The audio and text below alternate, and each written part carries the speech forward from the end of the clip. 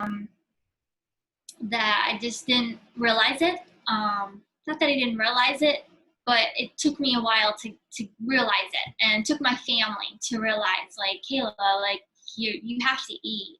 And I thought I was just eating healthy. Like, my mindset was, I just don't want to eat fast food. Like, I don't understand why we have to eat fast food. Like, when we go to track meets and whatever, we stop at McDonald's, and I was so like, I don't want to eat fast food. Like, I was just so strict with my diet, and it was like, there were things, I cut out things, like I wouldn't let myself have sugar, sweets.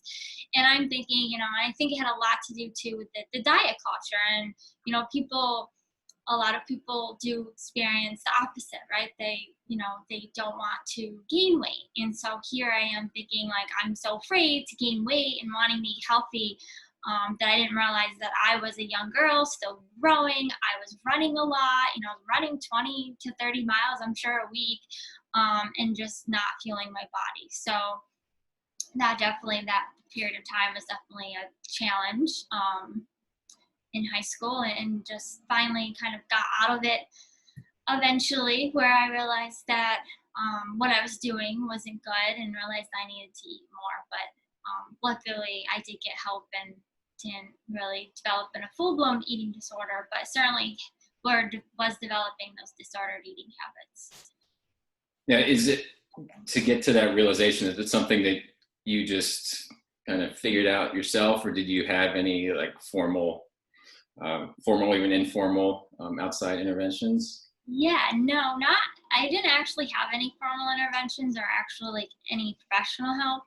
I'm sure that could have helped, but actually what happened is I remember my mom taking me to the doctor, and I was still going to the pediatrician, and I just remember him, I still remember this to this day, I remember him asking me if I was trying to lose weight.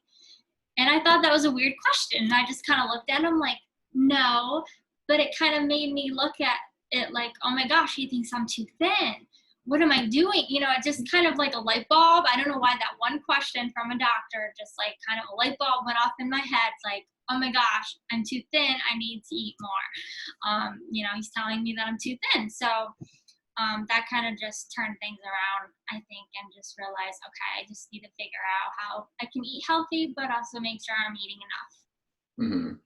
Now, did you have in your high school career, did you have any injuries, or did it affect your performance in any way? No, not that I can remember. Well, no, I did. I do remember spraining my ankle a couple times. Mm-hmm. I do remember not being able to run for like 2 weeks at a time, and remember being really upset that I couldn't run. When all your other teammates get to run, and I was. So I did sprain a couple ankles.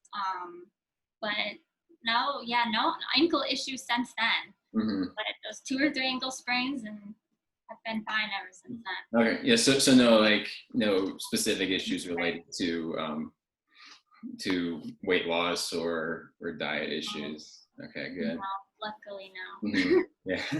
And so off to college you went, and did you know from the beginning that you wanted to go into this field?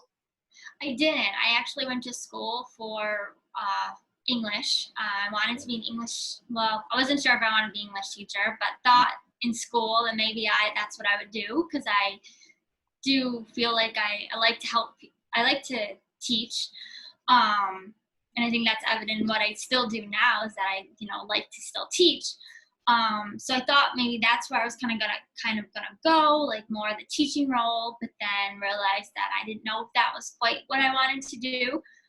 So I really tried to, figure out what did I want to do. I was a freshman, realizing that, I was sophomore. I think it was sophomore year. I changed my major. I actually had transferred schools, and I don't know how. I don't even remember exactly how it all happened. I just remember figuring out,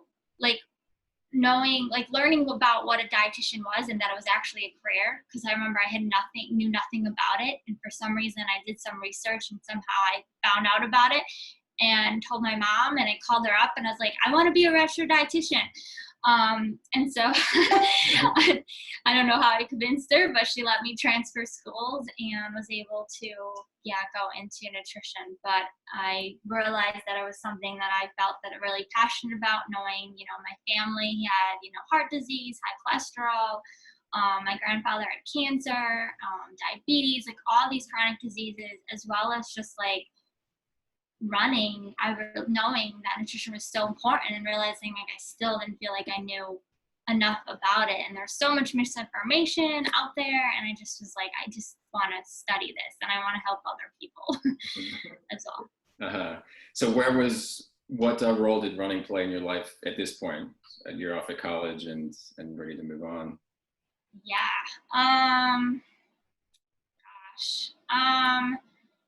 That point, it wasn't, my personal nutrition probably wasn't the best, but I do know through studying nutrition, probably my junior, senior year is when I decided to go vegetarian. So that was kind of in that time more like learning more about nutrition, realizing that I wanted to make that switch to more plant-based and just, eating more vegetables and getting all those nutrients more than other foods. But other than that, I can't remember specifically with running because I think I wasn't running very serious. So I only competed on the cross country team in college for my freshman year. So when I transferred, I didn't run on a team. So I think I was just kind of running a couple days a week, kind of whenever I could fit it in between classes and that kind of thing. Gotcha. So then when did you kind of get back into it more seriously? Running? Yeah, the running. Probably really not until my life kind of settled down and, passed my ID exam, got a job, had an apartment, all the kind of adult, after all that, step into adulthood, kind of settled down. That's kind of where, and that's really, really actually more recently in the last 2 years. So I've been trying to shoot for a BQ. Funny story. The last 2 years I've been trying to run a BQ, and last year I got injured, so I couldn't run my marathon. And this year COVID hit, so my marathon's canceled. So it's been 2 years that I haven't been able to do the same marathon that I deferred last year. So I guess the last 2 years really is when I really decided that I wanted to take my running more seriously, see what potential I really had, because I feel like I never got that. I've had some really good cross-country coaches and track coaches and, always said I had more talent in me for running, but never really got to a point in my life where I felt like I really wanted to pursue that because there was so much other things going on. So really, the last 2 years decided I want to get a running coach and I really want to see what potential I have with running. I know I have talent and, seeing all these amazing runners, especially the women runners right now on the American Olympic team are just amazing. And I'm like, I can do that. Yeah, it is very inspiring. It's a great time for American running these days. So now with your training and your marathon training, can you take us through for yourself, what does your nutrition plan look like when you are building up for a marathon? Yeah, sure. So I'm mostly vegan. I can tell you that I'm not perfect either. But I do know, I know to make sure that I'm getting enough protein. I know to make sure I'm eating before I run, I'm getting carbs and protein. I know afterwards I make sure I also get protein. I make sure I try to get at least, so the recommendation is, it's a 0.25, I think it's 0.25 grams per kilogram of body weight after you run. So I try to get about 14 grams of protein after I run. So either a protein shake or sometimes I'll even just do, my cereal has protein in it, plus my hemp seeds, I add that, or like oatmeal or something, and I add my protein. Trying to think what else I really do. Specifically, But that's really kind of, I guess, the basics of it. I'm not someone that tracks. I don't really like tracking. It's just too much. And a lot of the clients I work with, I give them that option to do it or not.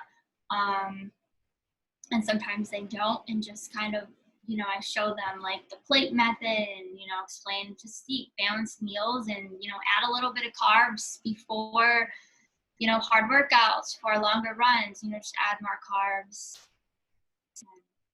And can you explain the plate method for people who might not know what that is? Yeah, sure. So there's performance plates. There are, the Olympic Committee developed these performance plates. So there's, easy, I think easy, moderate, hard, based on your training. So I developed my own performance plates specifically for runners, as well as runners that are plant-based. So this plate I can show, I'll actually have the USDA. This is the government's plate. So for general healthy eating for the general public, right? Fruits, vegetables, grains, protein, dairy. So my plates, I just take off basically the dairy, and then protein is just plant-based protein. For the most part, I think it's pretty much the same. For the most part, yeah. And then I just modify it based on easy days, moderate days, hard days, and then based on intensity also with running, is also important. So would you basically say from a plant-based perspective that essentially it's going to be pretty similar to someone who's not plant-based, other than the protein segment? Yeah, for the most part, it's pretty similar. Yeah. But the biggest difference is with proteins. When you're eating plant-based, you're probably getting more carbs, because a lot of plant-based protein sources have carbohydrates unless they're soy-based. So that's really kind of the only other thing. So maybe like the starches might be a little bit smaller. Mm-hmm. And so then, just to kind of take a sidebar, and in part for me to understand. So sure. The term plant-based, like what exactly does that encompass? I know it's the term is out there so much these days, and I think a lot of people don't really know exactly what it means. Yeah. No, I'm really glad you asked this. So I really believe plant-based can be anything really from pescatarian, if you want to label those words, pescatarian, to a vegan. So it's really just eating more plants in your diet. And why I like using plant-based is because pescatarian, vegetarian, vegan, right? These words are very much part of that diet culture, as we call it, and can sound restricting, right? Like I don't eat this and this and this because I'm this. So I really like the term plant-based, and I also feel like for athletes, it's good for us to be a little bit lenient. I mean, depending on how much you run, but sometimes actually just had a call with a client that she's running 70 miles a week, and that's a lot. And she's also vegan. And that might be, we might need to explore if we need to be more lenient in that, like should she really be completely vegan? Because it can be very challenging meeting those needs, meeting the calorie needs, meeting the protein, just really kind of depending on her circumstance and where she's at, but especially when I think she's a college runner, so when she goes back to college too, depending on what's available for food, definitely could be very challenging to do. So I like using that word plant-based, I think, because of that as well. Mm-hmm. Okay, great. So you bring up an interesting point there with that run that you're talking about with college and trying to figure out, trying to meet all the needs, and certainly the world isn't set up to be convenient for a plant-based lifestyle. How do you work with people to work through that in just in their individual lives? Yeah, yeah, no, that's a really good question. Um, so I guess it really just depends, but I always try to really stress like meal planning. And I have some clients that are really good at meal planning and like prepping, and then other ones are like, I can't do that. Like, it's not going to work for me. So it's kind of like this, kind of figuring out. I was like, okay, well, can we really truly be whole? A lot of them too. I feel like more, I would say probably more my vegans, more than vegetarians, but they really want to be whole food plant based. And that's like, you really have to, there's no way of getting around meal planning and meal prepping. Like, you just have to do it. So when they're just like, I can't do it. Like, it's just, I don't have the time. Like, I just can't. Of course, I always try to like figure out, like, can we block time? Like, you block time to sleep. You sleep from 9 to 5, so either block time, figure out a time where you do this meal planning prepping, or if it's not going to work for a lifestyle, then what can we do, like, what how can we incorporate more vegetables and more whole foods, even if it's not 100% plant-based, that's okay. Mm-hmm. Yeah, it's a great point. I was actually having a similar conversation with someone this morning about just the idea of making your meal planning and prep, like giving it the same level of importance as like on the schedule as like an actual workout. Yes, as you're running. Exactly, yeah. Yeah, yes, which I think that's very interesting to me, that like a lot of us will have training plans, and a lot of us like track our runs, but do we really have like a nutrition plan, or like, have a plan, or even like track it? Most of us, actually, I feel like a lot of us, I don't think we do. Mm-hmm. Yeah, and it's it's an interesting dichotomy. Yeah, definitely, it is. So so on the similar note of prepping and planning, what thoughts and what challenges have you faced with like pre-race? So obviously, you go into a strange city for at least a day or 2 days, and Sure. downtown metropolises for basically races aren't necessarily hotbeds of Yeah. vegetarian eateries. So and traveling with a picnic basket of fresh gathered vegetables isn't always practical either. So how Right. do you and your athletes work through those challenges? Yeah, no, it's definitely challenging, but I can say I feel like pre is easier.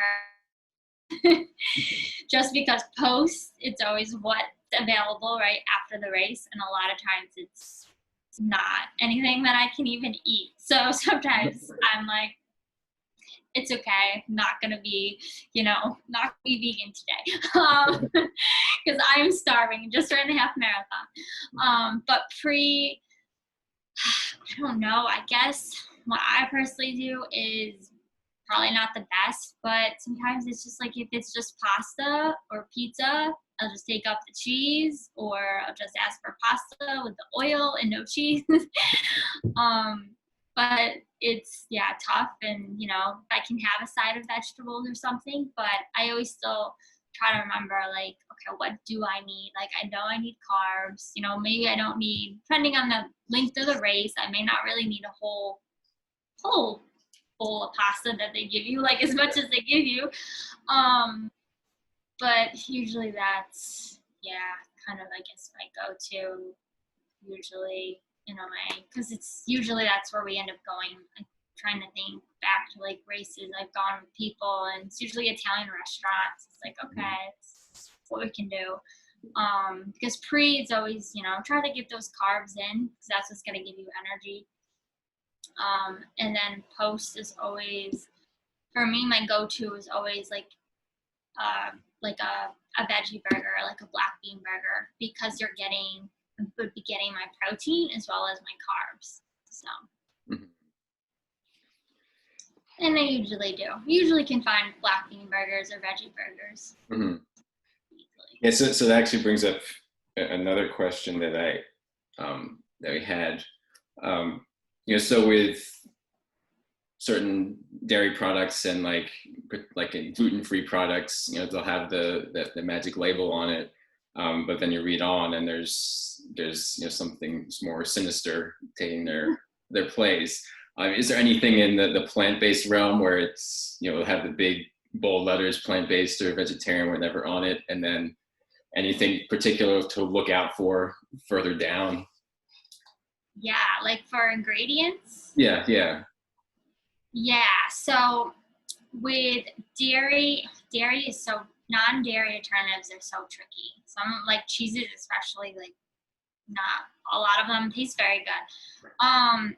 But they are processed and have a lot of, you know, they do have a lot of ingredients that aren't the best for you. I can't think of anything specifically to look out for, but you do want to be careful with those things to not, you know, general health, you don't want to overeat them.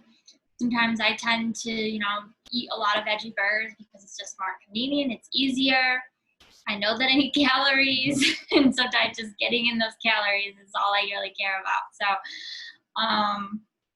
but those aren't things you want to really want to lean on if you truly want to do this for your health. Gotcha. Hopefully that helps. Yeah, absolutely. And so then it was, I guess, kind of similar question. This was one of the ones that came in earlier too. So what are your thoughts on some of the non-dairy milk alternatives, you know, whether we're talking, so I guess like almond and oat and soy and I guess pea? Yeah, there's a lot out now. I think there's even rice milk, yeah. cashew milk. There's a lot of different nut milks now. So I personally use almond milk, but it does have little protein in it, and I think it does have some calcium. But I've actually noticed, and I actually didn't realize this until I actually worked with a client, and they were drinking oat milk, and they were actually tracking it. So I was seeing that they, you know, for vegans, it's hard to get vitamin B12 because vitamin B12 really only comes from, which I thought, this is what I was told in school, right? That it really just comes from animal products. So I was actually really surprised that oat milk has B12, vitamin B12. So for anyone that is vegan, I would say oat milk is really a good one because it has that B12 in it, which not a lot of people know. I actually didn't realize it until I saw that. And so why is B12 important for us? Oh, that's a good one. So B12, it's important for cognitive function, but it's also important for athletes as well. So that is definitely one that we want to make sure that you get in. And it's good to take a supplement as well. I do take B12. Yes, I take vitamin B12 and vitamin D. So if you are truly vegan, those are two that would be something you might want to consider taking. How about some of the other, what are your thoughts on some of the other milks out there? I know there's, as you said, there's a lot of them. We all need to spend 3 hours going over every one. Some of the more popular ones. That's really preference, I would say, and then what you're really looking for. So if you really want to, you know, calcium can be hard to get, so you may want a milk that has more calcium in it, or protein. You know, some of these milks have very little protein. My almond milk, I think, only has 1 gram of protein, which is different from regular milk. Milk usually has more protein in it. Like chocolate milk is always a really good like post-workout drink, right? Because it has that carbs plus the protein in it, which makes it really good. So for me, I actually do like there's a cashew, it's a cashew and almond together. I don't know, but it's a chocolate milk. It's actually really good. And I just prefer that because it's chocolate and it tastes good. So. Yeah, and now that you mentioned proteins or protein in milk, what are your thoughts on some of the different proteins available? Again, with lots of options in the plant-based realm, but what are some of your thoughts on the more common ones that we see out there? Yeah, like the supplements or like the powders, The powders, yeah, that's what things I'm like that. thinking about. Yeah. Yeah. So for me, since I've always tried to do more of a whole food plant-based kind of thing, um, try not to do as many shakes and protein shakes and not at least rely on them as much. And of course, as a dietitian, we always preach like food first, right? Because your body absorbs nutrients from food best. Um, and that's the other thing with, being vegan and taking supplements and stuff. Like, of course, getting it from our food is most important. So I would say, for those protein shakes, yes, they're convenient, but I would say like, if you like them and you want to do that and that's convenient and that's good for you, do that. But of course, like I said, eating the real food, it is better. But like say like after a race, there's no protein. A lot of times it's cookies and oranges, right? There's not even any protein for someone that's not plant-based. So if you are plant-based, like you're really screwed. So my thoughts was always like, okay, well, take a protein shake, protein powder with you, put it in your bottle, just add water, at least have your protein shake so you have some good some carbs, some protein. And then when you can, maybe an hour or two later, when you can sit down and have a good balanced meal, then you can, recover better. So what's the other thing on shakes I wanted to talk about? Oh, another thing with protein shakes, it's a good thing to remember, is you want to make sure that it's also certified by NSF is the certification. There's also another one that's slipping my mind, but there's other sports, I want to say it's Sports Institute, but there's other symbol you'll see on it. And those are good ones because supplements aren't regulated by the FDA. So those ones are really good ones for athletes and just to know that they're good products and they don't have, you don't really, who knows what they put in there kind of thing. So those are good to look for, when you're looking for those protein powders. Gotcha. Yeah, so that's actually a great idea. I hadn't heard that one before about the, packing the powder ahead of time in a bottle for post race, so you don't have to rely just on bananas and oranges and cookies. Right. And if you get lucky and you'll get a race where some kind of shake company will be a sponsor. Oh right, yeah. So never heard of those, but yeah, that would be cool. Now, do you have any thoughts on like the specific differences between, say, like soy powder versus like pea plant powder? Any thoughts on those differences, or does it come back to personal preference again? Yeah, it's kind of personal preference. But I do know a lot of people in general just, try not to do too much soy. And I totally get that. With the research, it's kind of all over the place. You kind of don't really know what to believe or think because it says this way or this way. I always feel like in anything, it's just a balance. You just don't want too much. So since I do like soy products, that's why I decided to do almond milk instead of soy milk. And the same thing why I do like a pea protein instead of a soy protein. Because if I'm eating tofu and tempeh, all these other soy products, I'm like, well, probably don't need more soy. But another thing is pea protein there is research that does show benefits of pea protein. So I do know pea protein is a good one. I know whey has always been a good one too for muscle recovery and build and stuff like that. But for plant-based, yeah, the pea protein. Okay, excellent. Yeah. So so then changing gears a little bit for another question that came in. So some of your favorite books in the plant-based sports nutrition realm, or just plant-based lifestyle in general? Sure. Yeah, there's so many. But I have one good one here. This is a plant-based, How Not to Die by Dr.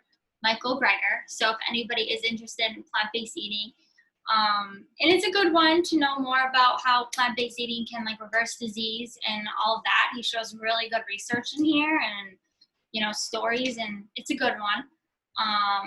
But the one I really like for plant-based, specifically for plant-based for sports nutrition, is this book. This was written by two registered dietitians. So this is another good one.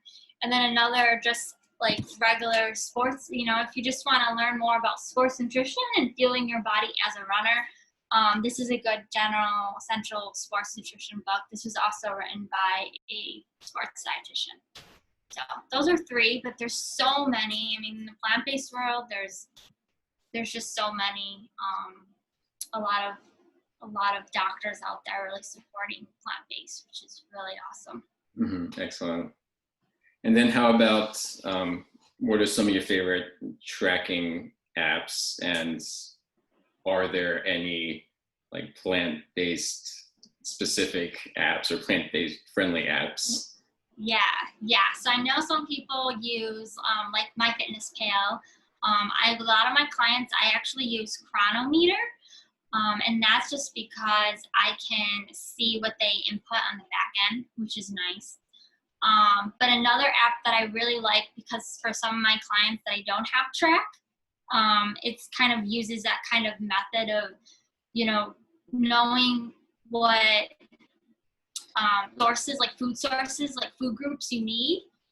So it's really cool. It's called the Daily Dozen app. It's actually Dr. Michael Greger's app. His website's nutritionfacts.org.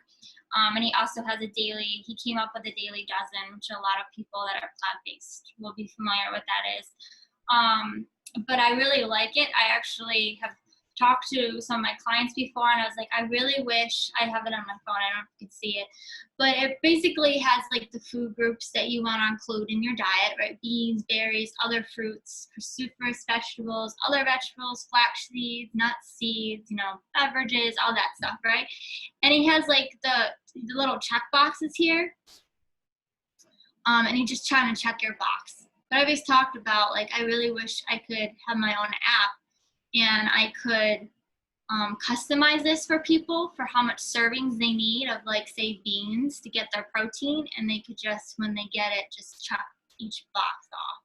But I wish there was an app. But if anyone knows of one, let me know. But that would be really cool. Now, dealing with yourself or with other plant-based athletes, so I know like a lot of people when eating a lot of vegetables and beans, it doesn't always go well digestive-wise it can be great for health and feeling cleansed and everything, but it doesn't necessarily go well with 15, 20-mile runs. Sure. How do you work through some of those challenges? Yeah. Well, one thing you can do is take digestive enzymes, which can help. Drinking water, because it could be also to the increase of fiber, especially if you're kind of making that transition to eating more plants. You want to make sure that you're drinking enough water, especially with running, right? Hydration is so important. So really making sure that water in. And then the other thing I would say that's helped me a lot too, that I've realized, is cooking my vegetables. So cooking them kind of breaks them down, kind of some of those proteins down, and it's easier for your body to digest. I found for myself, I've been plant-based, mostly vegan for the last 5 years.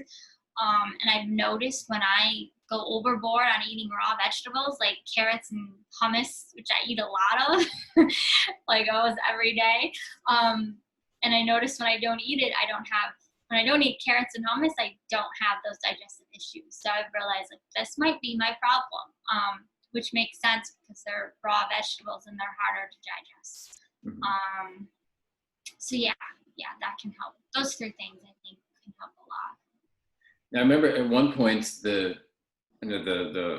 instruction or the thought process or the conventional wisdom was that cooking vegetables would kill all the good stuff. Is that still a concern, or has there been a change in thinking with that over the years?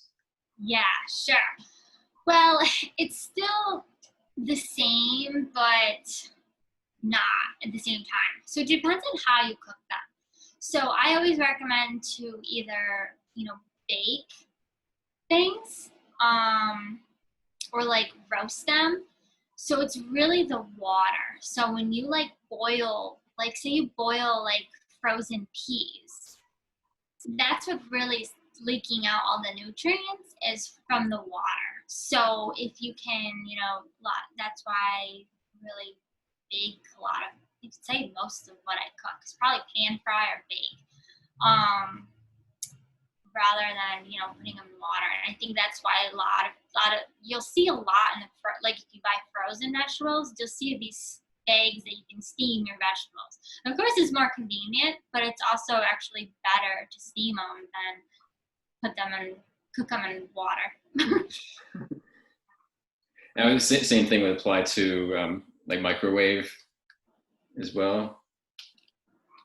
Would Yeah. that fall under the water category? Oh yes. Yeah. I try to stay away from the microwave, but that's just because of the I don't know, what do you call it? The electronic waves and the radiation. Yeah. Radiation, yes, thank you. Like, what is that word? Yeah, the radiation. So yeah, I actually hate microwaves. I actually have a toaster oven to warm up all my food, and my dog absolutely hates the noise of the toaster oven. So if anyone else has that problem, I would love to know, because I've never known a dog to like freak out over a toaster oven. Just like the actual toasting, not the bell at the end. Yes, no, the whole thing. He does, because it kind of ticks when it's cooking, so he hears it, but he knows exactly when I turn it on. So I get up early to go on my runs, right? Sometimes I'll have like maybe a slice of toast or a half of a bagel, before I go on my longer runs, and he will run right out. He'll like run out of the room, and he'll hear that when I turn it on. He hears it right away. I'm like, how did you even hear that? Like, I'm being so quiet. It's 5 o'clock in the morning. And yeah, it's really funny. But yeah, and then the bell, he freaks way out. Like, goes crazy. But I don't know. Just pushes him over the edge. Anyway. Over the edge.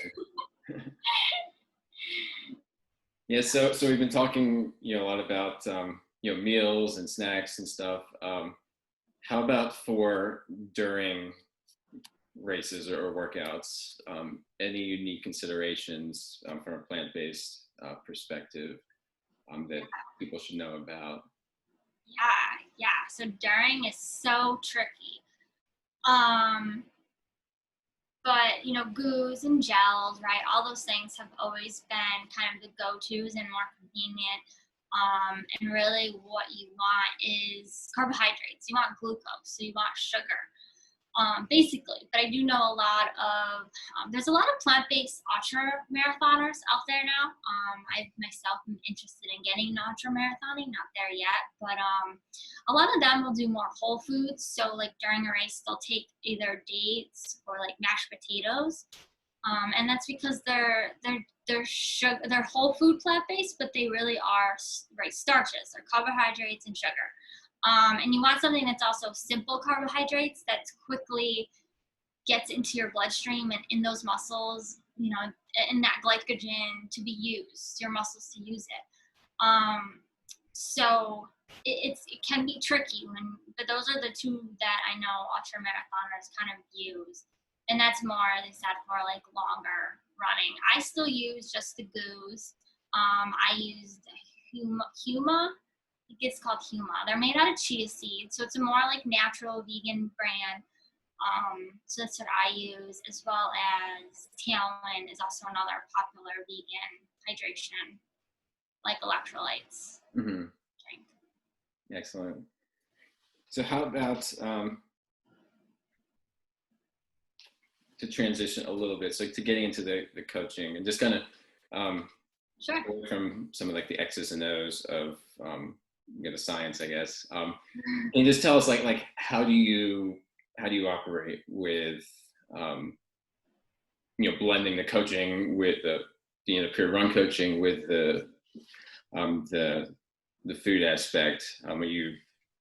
Is everyone kind of all under one roof, or are you working with some athletes who are just running and they say, hey, I got the nutrition part, don't bother me. Or Yeah, it's kind of, I would say right now most of my clients are just working on nutrition.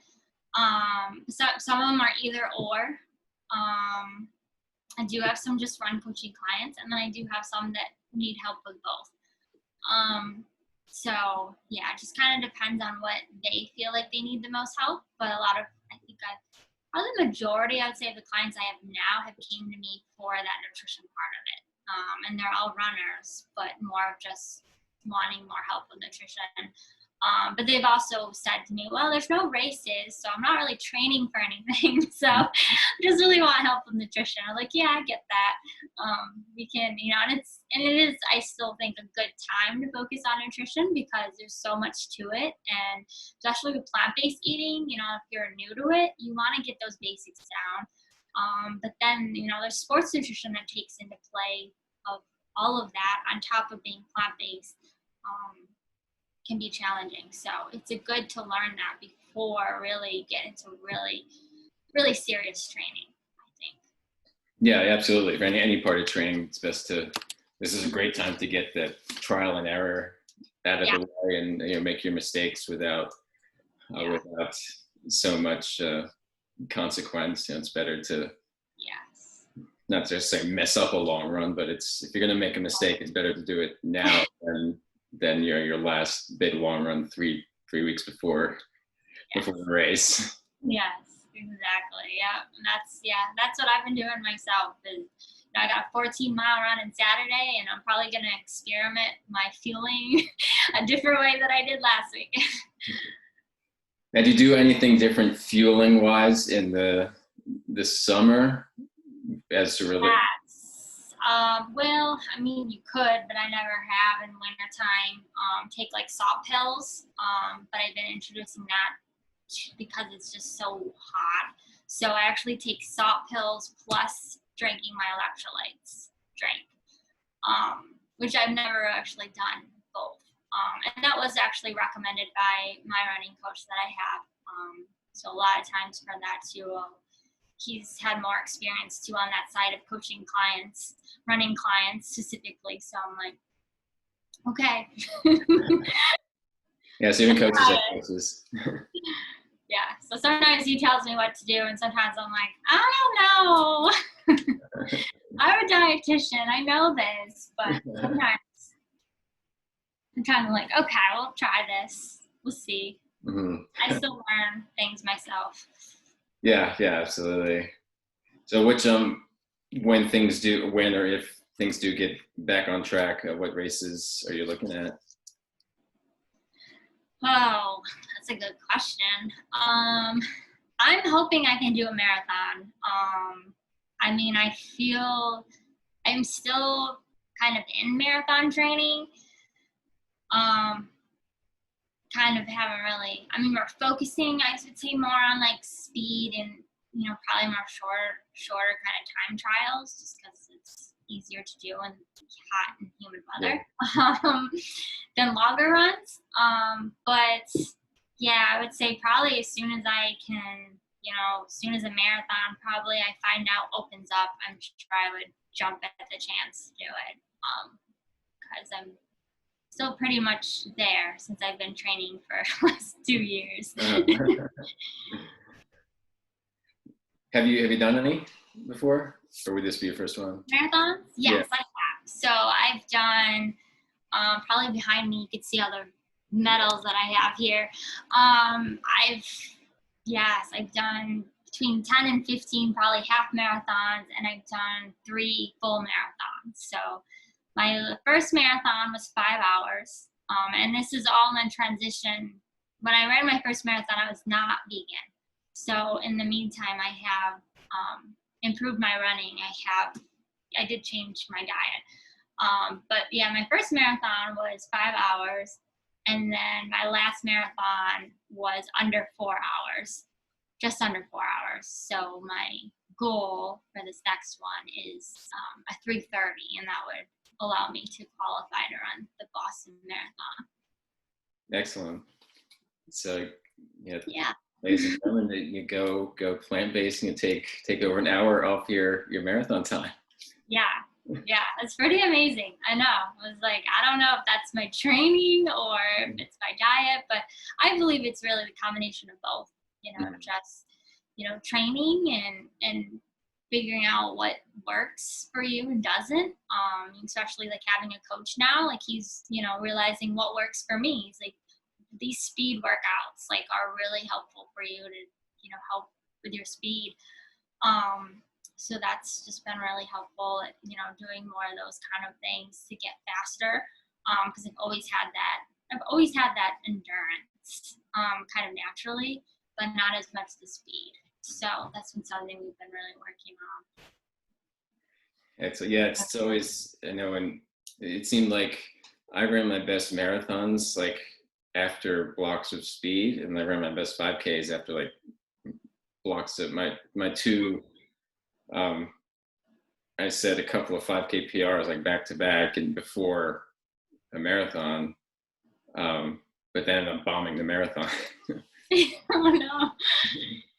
Yeah, it's definitely very different training, from a 5K to a marathon. It's very different distance. Yeah, in many ways. Yeah. Yeah, especially with the nutrition part, because you can get away with a lot at a 5K. Sure. People kind of just roll out of bed and drunk and run a 5K PR, but that doesn't really work. Yeah, I remember those days. But yeah, definitely marathon and up, I feel like is definitely important for your nutrition. So like the ultra marathoners I know have really been, focused on their nutrition, which makes sense because you have to fuel during that long event. So you got to figure out what works. Right. And just being able to tolerate, that many calories is an underrated skill. It's not like, I know in marathoning, it's a lot of times you can kind of get away with saying, well, I'll really dial in my race nutrition, the last 6 weeks or whatever, and kind of get away with it. And then some people even I've seen kind of go in, undernourished and still get through a marathon, but it's tough to pull off in an ultra. Oh yeah.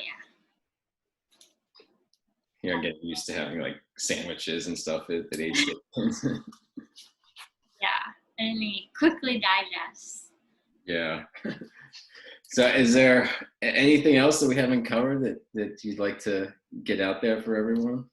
No, I think we really covered really a lot of it. But yeah, I would like to say, like, if you're not somebody that, wants to track, don't feel like you have to. Like I said, like, using this plate method, using like another way to just kind of know how much you need, is still going to be helpful than not doing that at all. But I think that's important to remember, because I do feel like a lot of people sometimes they think they have to track and they're like, well, I can't do that. That's too much work, or, whatever it is. And don't, pay attention to their nutrition at all. But it can help if you really want to, feel good while you run and you want to improve your performance. It can't hurt to change, focus on your nutrition. That's a great point, because I've a couple nutrition people that I've talked to said the exact same thing of like, it's if you just think, people get overwhelmed by the prospect of having to track and weigh stuff, and they say, I'll just screw it, I'm just not going to do it at all. Yeah, we're not wrestlers, so it's not, the specifics is not as important. Mm-hmm.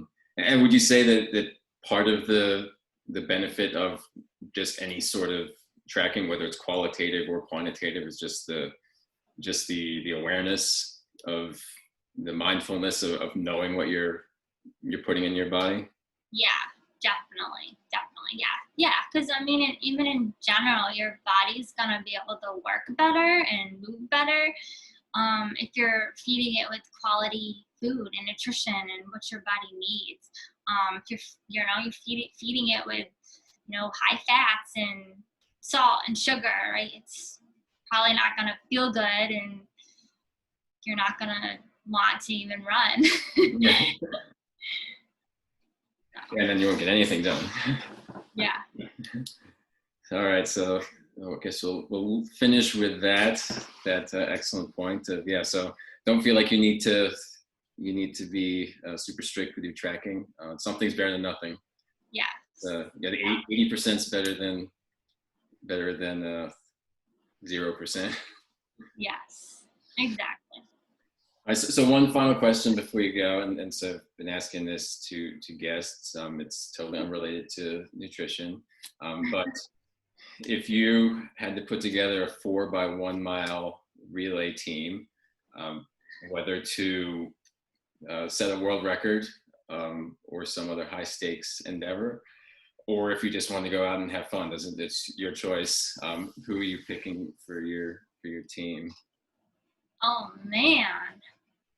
Wow. Who would I pick for my team? Okay. Well, I'll probably pick the women runners that I follow and that I really like. So Shalene would be one. Even though I think she's kind of retired, isn't she? I think she's retired. Yeah, I think she could. I think she could still throw down a decent mile. Yeah. Who else is there? Molly Huddle. Gosh, I have to have 5 of them.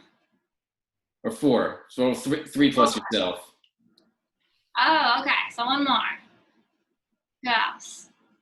Well, Scott Jarrett, but he's an ultra marathoner, so I don't know about 100, but running 100 meters. But we'll pick him. Or where are you putting yourself in the lineup? You're gonna anchor. What am I putting me? You're gonna anchor. You're gonna lead off. You're gonna hide yourself in the middle. I don't know. Yeah, I'd probably put myself in the middle. I'm not a fast runner. And not as fast as Shalane, probably, but No, really not. All right. So, that was great. Some excellent information here. And why don't you just leave us with some of your social media handles and website and where we can get a hold of you to find out more. Yeah, sure. I always forget my Instagram. So my Instagram is plant-based_performance_RD. My Facebook my Facebook page is my Plant-Based Performance Nutrition. And then I have my Facebook group, which is Plant-Based Runners Online Support Group. Actually, yes, I forgot about that. And you have it's a pretty vibrant community there for people. Yes, we have. Yeah, a lot of people interested in plant-based eating. So I think ever since Game Changers came out, a lot of people have been really interested in it for athletic performance. Yeah, so definitely, I highly recommend joining Kayla's group. A lot of like-minded individuals. If you are in the plant-based realm, and there's a lot of activity pretty much daily where you can other people to interact with, which is especially so important in these quarantine times. Oh yeah, and they can give good recommendations too. Better than I can. I'm like, oh, that's a good idea. I never thought about that. All right. So hit her up on those places. If you have any follow-up questions, leave them in the comments. You know where to reach her, or you could reach out to me and I'll pass it on. But thank you everyone for joining us. And of course, thank you, Kayla, for all that great information. Yeah, you're welcome. All right, that's... Bye.